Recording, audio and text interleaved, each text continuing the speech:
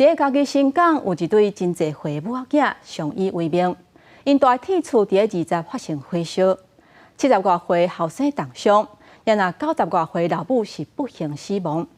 那像是后生是为着要赶网虫仔，伫订的小物件，才会无细致引起火灾。大火甲高烟一直冲出来，消防人员接报了后，赶紧来拍火。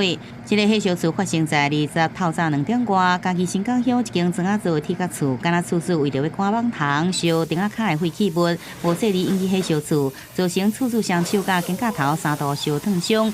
而家住到店的这老母被发现时已经无喘开心跳了。于屋外最内侧角落发现一名女性蹲坐地面，由双辅分队人员带出。此人为屋主母亲，女性92岁，呈现乌卡。厝边讲，厝主是70多岁无结婚的男性，平常时佮90多岁行动无方便的老母住斗阵，母仔囝是相依为命。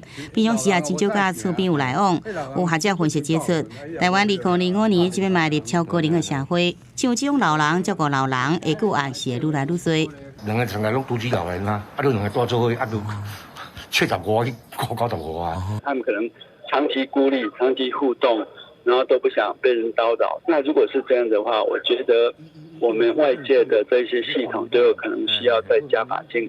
阿姐强调，随着高龄化家囡仔生少，真侪家庭要面临长期照护的问题，建议政府应该积极启动邻里的关怀甲通报系统，互长期照护家庭知影讲做无困难，应该安怎寻求协助，照顾到避免悲剧再发生。记者综合报道。